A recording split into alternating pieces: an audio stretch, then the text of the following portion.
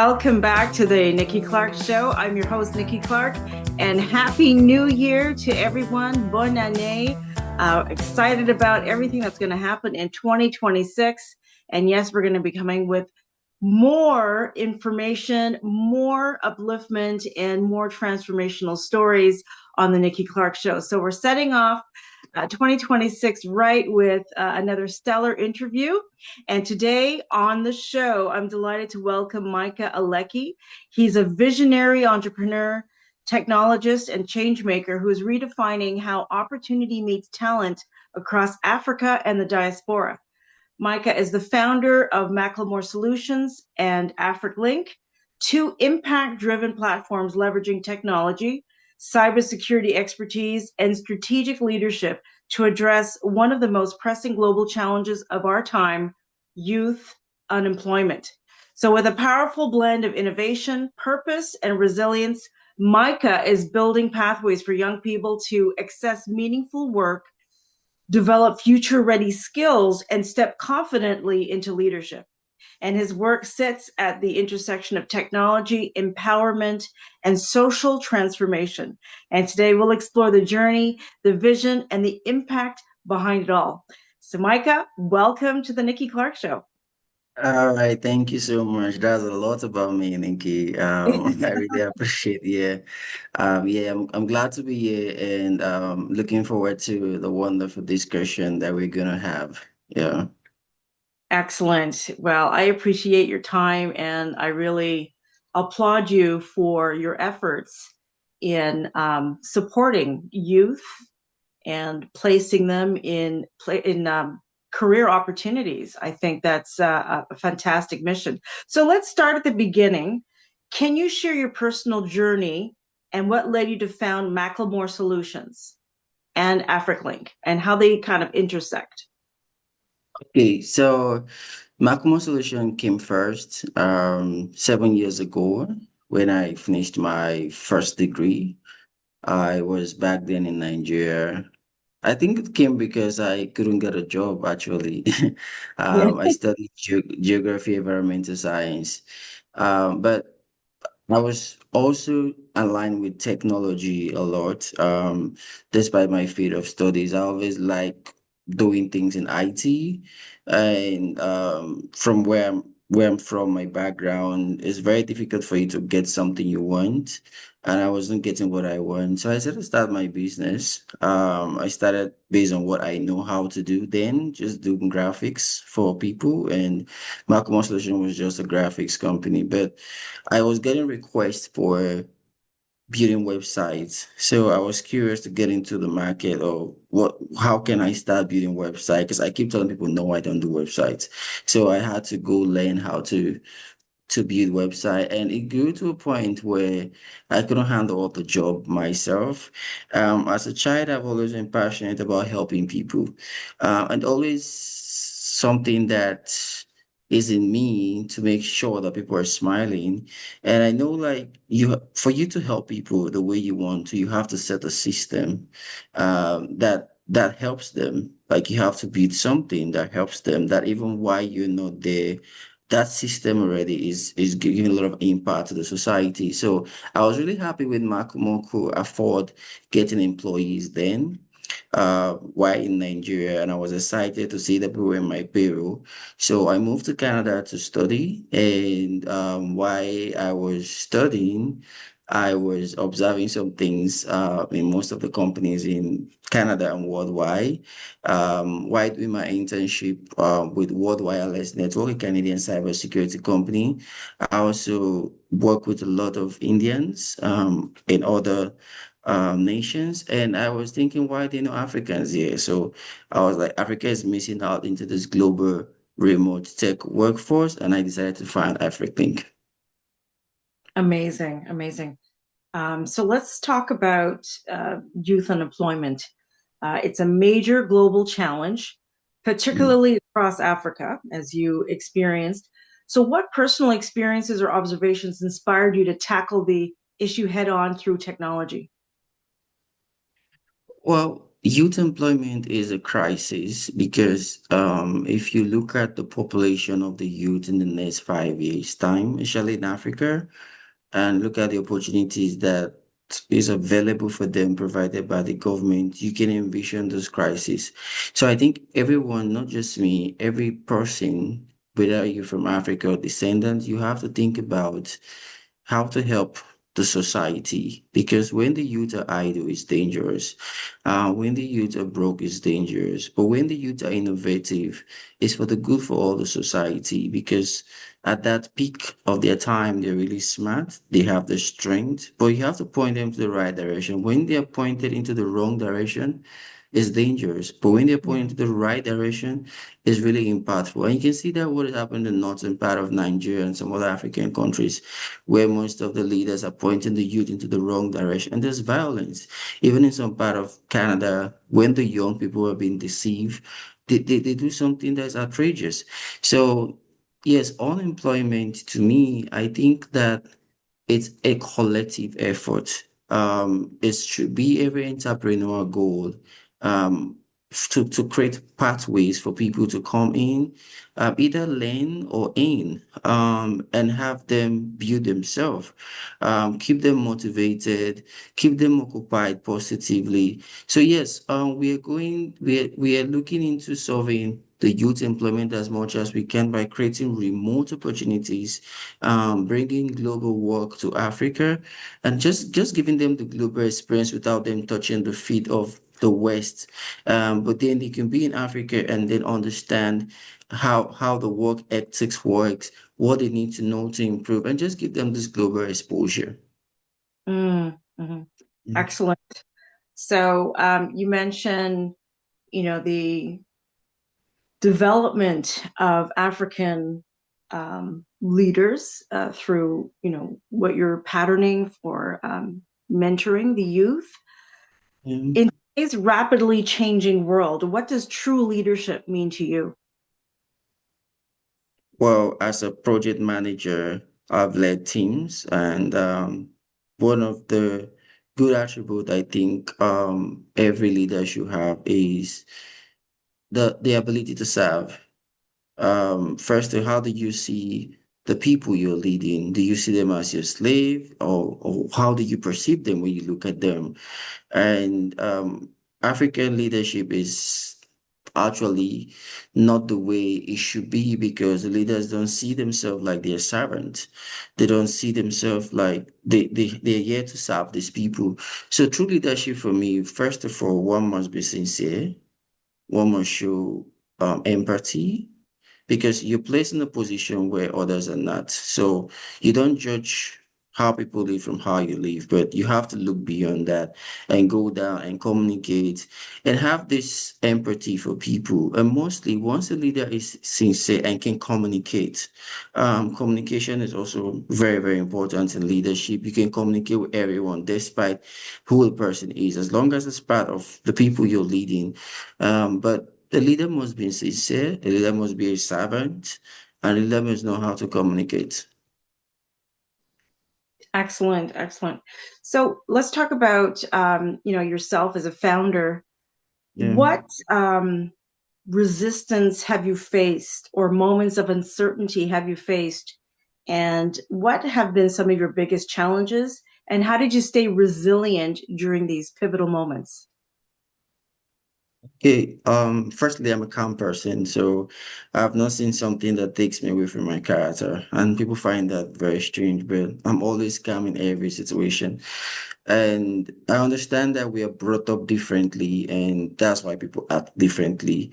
And some things that I've come to notice is most persons who have issues with their character. They are either unaware or they have not gotten the right coach that they need, and they are living life the way they are taught and the way they're brought up. So we have to be patient with people.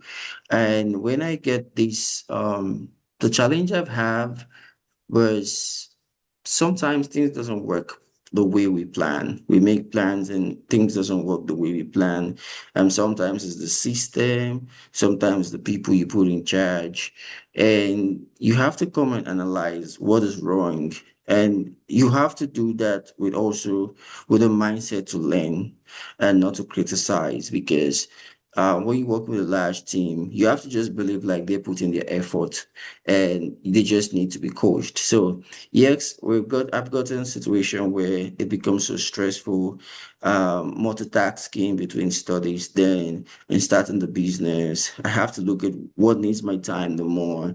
And I'm not getting the best from my team at that time, but I had to always remind them of the vision, because Mm-hmm. sometimes you have to put people involved on why you are doing this and not just bringing them to pay them. So I have to always tell them this is the reason why we're doing this. I have to make them feel involved. I have to get them close to what we're doing. And then I started seeing more effort coming from them. I have to also find out what is your strength, because in the system you have to identify what someone is happy doing and not just giving them things to do. So I have to always go back and see, are you happy doing this? Do you want something else? I need you to perform better. And yes, finance is always a problem, but I look beyond money in everything I do. The impact and the value comes first, and money will definitely come once the value is there. So yeah, there's a lot of challenges, but staying calm, and fighting the situation with calmness and be more proactive as well helps me a lot. Excellent. Proactive. I love that. So let's Mm. talk about an impact story. Impact is where vision meets reality.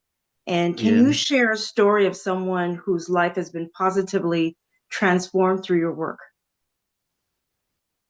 Okay, there is a lot, but I'll start with a young guy in Ethiopia. His name is Horom. Such a lovely guy. And I remember when he contacted us with Afriklink and explained the difficulty he had in assessing jobs and explained his life situation in Ethiopia. And I had couples of meetings with him. I went through his resume. I try to see how he's making these applications, and this is where I think we also need to work harder in to assess more people like that, because people pray and wish to get a job, but they don't know how to do that themselves, and it forces them to start having self-doubt, start thinking, what is wrong with me? Am I different from other people? But there's just a little thing that they're not doing right, a little thing that the HR sees, a little thing in their messaging, just something little. Sometimes it's not so big, it's just something little. And sometimes it's just the way they respond to people. And you can get the first response, but your other response is also something that keeps the communication going. So Horan had this self-doubt, and we had the meeting with him. We saw his resume. We have to point some things with him to the resume, and also we guide him through the job. How he was working with multiple teams, and one of the things we taught him was how to deal with conflict. And the self-realization that he had is always making him to be grateful every day, because I used to be like that as well, before I moved to Canada. So I understand this personally, and I'm trying to work on people who are still having these difficulties. Sometimes there's something wrong in our character, and we don't know. There's something there that we don't know about, that people see. They don't tell us, but they move away from us, because of that. And because of how we are raised, we can't really figure out what's the problem. But then if we're coached, if someone can come and give us reasons that this is your problem, and you start having a self-realization, you can go back to 10 years, 8 years ago, and you can say, oh, I wish I did this rightly. I wish I did this. I was the problem, right? So this is what we did for the young man. And today he has been working with us with a company in Canada for over a year now. And he's doing very well. They praise him very well, and he's doing exceedingly very well. Excellent. I love that story. Mm. Yeah. And I know there's so much more that you're going to be doing. But before we close today, I wanted to just share that we are in partnership, and I'm really excited about our collaboration, the Nikki Clarke Show and the Nikki Clarke Network. We're going to be partnering with Afriklink. Did you want to speak to that and share the good news? Oh yeah, that's a good news because I was just speaking to some of the professors in the college. We have two universities students that's going to be enrolling into the Nikki program to gain global exposure with the internship model. One is an NTA college. NTA is a very large organization in Nigeria, and they're located in Jos, Nigeria. They're really excited to come into with this partnership, and also the University of Jos as well. Having this partnership, it's something that Afriklink is also excited about, the whole team, because we are more focused on impact and looking at the vision coming live, the students who are going to be experiencing this great work experience. We're short of words. We just want to see it come live soon as possible, but we're also very excited. Awesome. I am so excited. And I think this Mm. is going to be a really wonderful experience for the students and the opportunity for me to learn as well through your organization. So looking forward to that coming up soon. So let's share some closing kind of profound wisdom through your message to the young people watching who want to drive change, spark innovation, and build a brighter future. What message would you like to leave with them today? Um, Firstly, I want to say that honesty, I speak about honesty alert. Um, yourself is a mirror. Like when you go out, people should be able to see you and understand you without even you saying a word. Be honest. Live a honest and sincere life, and also be humble. Anywhere you go, let people see that they can talk to you. You're humble. And also, the vision you have, you can start small. You don't necessarily need to wait until the $1 million hit the bank account. And there's also a great deal in collaboration. Speak to people, find a team, work on your plans, and don't give up. Don't give up. Things might not see like it's going the way you want it, but just keep pushing, and pray about things. I'm a strong Christian. I believe in prayers and whatever you believe in too.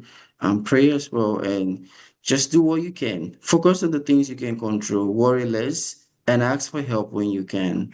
You might be surprised who will come true for you. Excellent. I love that. Pearls of wisdom. Thank you so much, Micah Elechi, founder of Macklemore Solutions and Afriklink.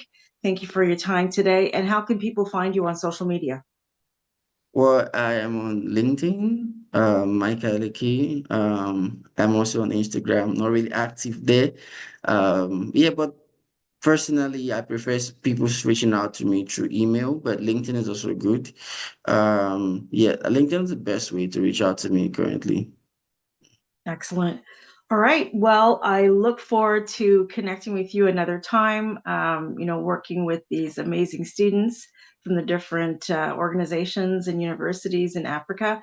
And yeah, I just congratulate you on all the great work that you're doing. So thank you very much for your time today. All right, thank you, Nikki. Thanks for having me. All My right. pleasure. All right. Thank you for joining us here, the Nikki Clarke Show. And make sure to follow Micah Elechi, Afriklink on social media. And you are going to just be so amazed by the body of work that's been done by this young man and his team over just a short period of time. Thank you very much. Stay transformed, stay inspired, and we'll see you in the next time. Bye for now. All right.